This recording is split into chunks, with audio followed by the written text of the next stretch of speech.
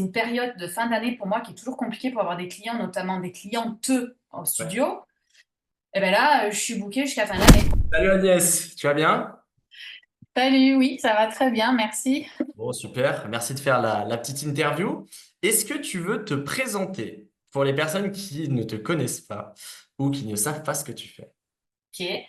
Alors moi, je suis Agnès Guéant, je suis photographe spécialisée dans le mariage et notamment dans la grossesse en studio. Voilà, j'exerce depuis 2016. J'ai été formée par de grands photographes français qui travaillent dans le milieu du mariage en international. Voilà. Mes premières prestations, ça a surtout été le couple, la photographie de Ouais. couple et la photographie de mariage. Et ensuite, à partir de 2019, j'ai monté un studio Trop bien. pour me spécialiser dans la grossesse, la sublimation de la femme également et du bébé. Ok, Voilà. trop bien. Trop, trop bien. Et du coup, qu'est-ce qui t'a donné quand même ce déclic de lancer ton activité de photographe ou de développer tout ça? Ah bah, alors en fait, moi je suis photographe, enfin, je fais de la photographie depuis toute petite. Ouais. Mon père avait une très très grosse collection d'appareils photo, à peu près 750 appareils photo anciens.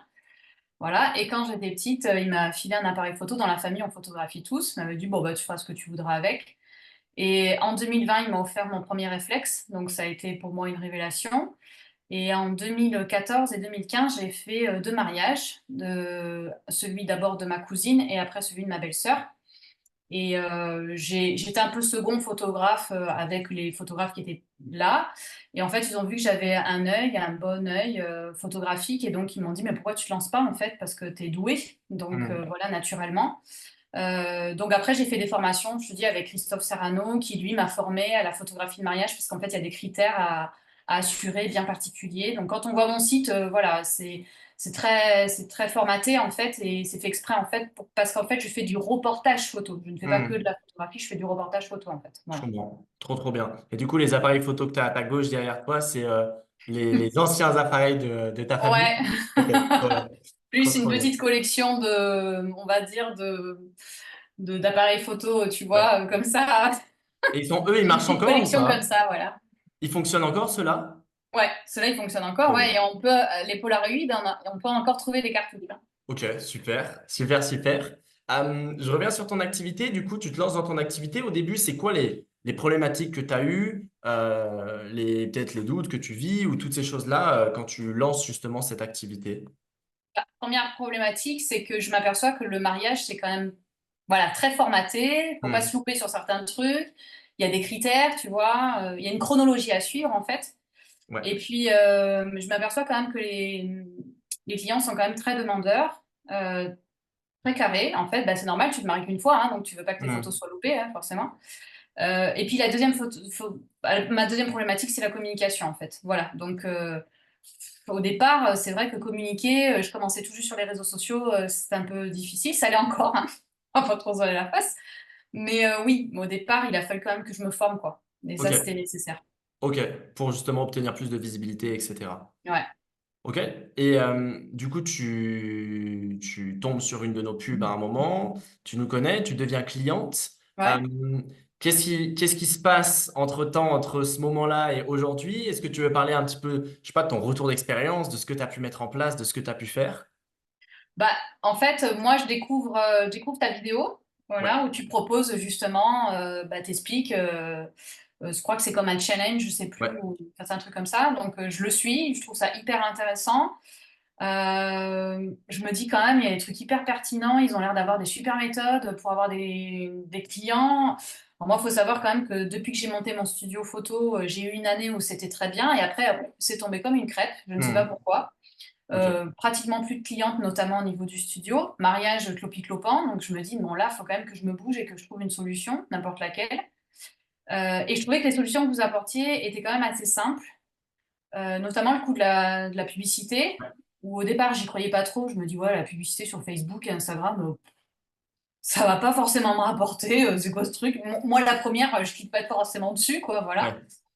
Et en fait, je fais une première et puis je m'aperçois qu'en fait, je commence à avoir tout un tas de prospects qui m'arrivent derrière et je me dis, oh, comment je vais faire pour téléphoner à tout ce monde? Ça va pas être possible, il y a Trop de trop de monde. prospect. Et puis là, forcément, mon coach commence à me dire, bah, tu sais, il va peut-être falloir que tu cibles un peu plus sur Hmm. tes visuels, tout ça. C'est peut-être trop large, donc voilà, peut-être on a notamment au niveau du lieu. Et puis en fait, moi qui n'y croyais pas et qu'en fait c'est une période de fin d'année pour moi qui est toujours compliquée pour avoir des clients, notamment des clientes en Ouais, studio, et ben là, je suis bookée jusqu'à fin d'année, quoi. trop bien. Voilà. Donc les pubs fonctionnent. Voilà. Trop, trop bien. Et j'ai Trop, signé trop. un mariage à une période où je suis pas censée en signer. Ok, Et là, super. je vais relancer mes publicités pour les mariages. Non, franchement, je suis bluffée. Et là, ce que j'ai apprécié dans ce que tu as présenté, c'est le fait que vous ne lâchiez jamais votre client. Hmm. Et moi, pour avoir fait d'autres formations en termes de communication, euh, bon, j'ai fait des clics funnels et tout qui ont fonctionné rien du tout. Voilà. Ben en fait, c'est vrai que vous lâchez pas en fait les gens. Hmm. Vous êtes toujours en train de pousser les gens. Moi, j'ai pas passé une période très facile là, ces 3 derniers mois. Et en fait, ce qui est bien, c'est que le coach il est là, quoi. Voilà, Ouais, carrément. Le but, c'est que tu réussisses dans ton activité. c'est Et en ça. termes de campagne, est-ce que tu sais à peu près, tu as quoi comme coût par lead pour tes campagnes Facebook ou pas du tout? Ah, mon coût. Ouais. Qu'est-ce que je mets en termes de De prix? pub pour obtenir un prospect, tu sais ou pas du tout? Euh, Moi, quand je lance ma pub, je lance ma pub, c'est 10 euros. Ok, Je sais plus, c'est 10 par euros par jour, jour, je je crois. pense. Ok. Voilà, 10 euros par jour.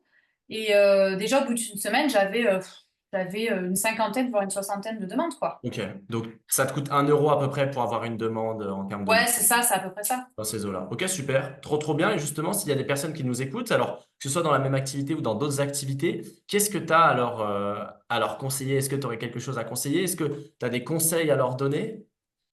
Bah, déjà, de prendre le coach qui nous suit pendant les 3 premiers mois, je trouve ça pas mal parce que ça permet de booster. Ouais. Moi, je te dis, j'ai pas vécu une période facile personnelle ces 3 derniers mois, mais j'aurais pas eu Maxime, je pense que j'aurais lâché l'affaire en fait. Hmm.